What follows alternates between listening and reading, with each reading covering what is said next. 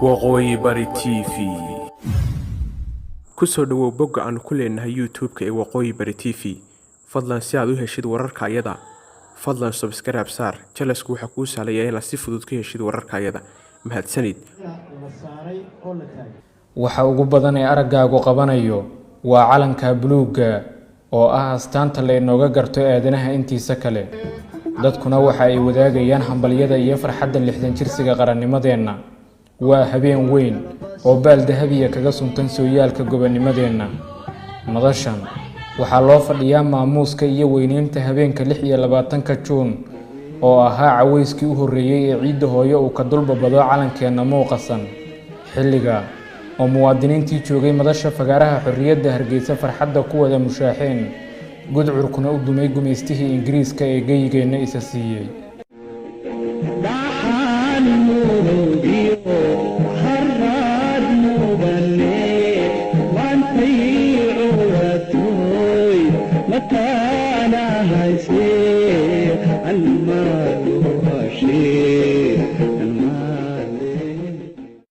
lixdan sano kadib Soomaalidu ma hilmaamin haliyeeyadoodii halganka dheer u soo galay la sinaantooda ummadaha kale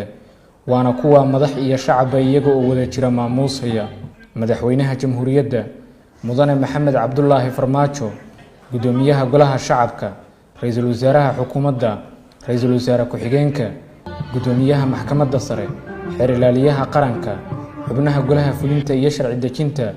gudoomiyaha gobolka Banaadir mas'uuliyiin iyo marti sharaf kale ayaa goobjoog ahaa madashan qiimaha badan madaxweyne Farmaajo oo hadda iyo horaanba ah shakhsi ay ku weyn tahay saramarinta isirka Soomaalinimada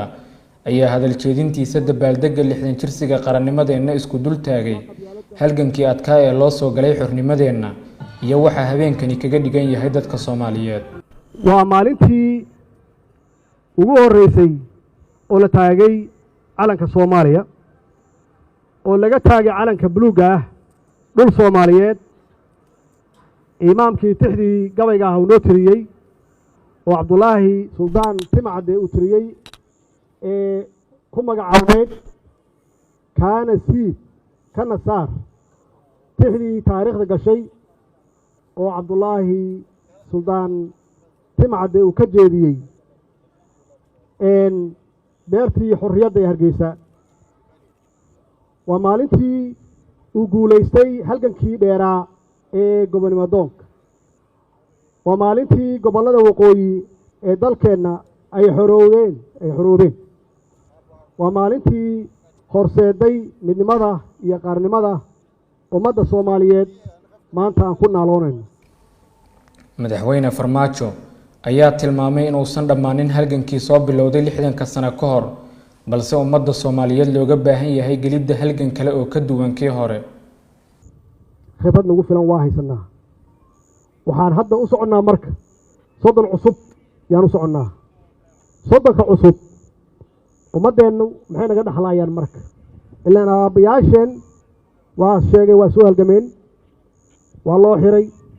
waa loo dilay waa u dhinteen xoolahoodii iyo dhaqaalahoodii waa ku bixiyeen in Soomaaliya ay la sinaato ama ay ka sarreyso wadamada la midka ah ay ka sarreyso waana muujiyeen iyagoon ognahay wadciga aan ku jirno hadda iyo wadciga ay ku jireen aan ognahay wax kala fogna ay ahaayeen dadaalada socda ee dib u mideynta ummadda Soomaaliyeed ayuu madaxweynaha jamhuuriyaddu sheegay inuu ku rajo weyn yahay miro dhalkooda mar kalena la helo cududii Soomaaliyeed oo wada jirta waa bilawnay inaan raadino midnimo oo aan ka raadino walaalaheen Somaliland aan ka raadino muddaan ka shaqeynay ilaahay waa nagu guuleeyay waxaan rajeynayaa in wada hadalkaasi uu noqdo mid miro dhal ah anigoo ku kalsoon wada hadalkii aan soo galnay meel fiicanna aan ku soo ogaanay inaan xoojino aan hore u qaadno aan hore u marino insha Allah haddii Ilaahay yiraahdo walaalkay madaxweynaha Somaliland Muuse Biixi waa nin vision leh waa nin aragti dheer leh waa nin waayo araga muddo dheer soo jiray wuu arkayaa in Somaliland aysan hore u socon karin annaguna aan hore u socon karin intaan kala maqannahay haddii dhinac uu ku maqan yahay waa ognahay waa aragnay khibradeeda waa haynaa dhinac kale inuusan dhaqaaqi karin intay naga maqan yihiin ma dhaqaaqi karno iyaguna ma dhaqaaqi karaan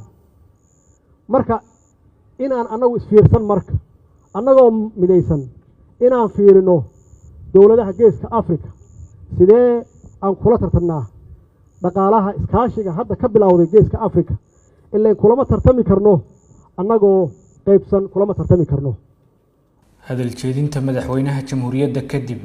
goor sheegtada ayaa isdul taagtay 12 saq dhexe waqtiga oo caawa oo kale 60 sano ka hor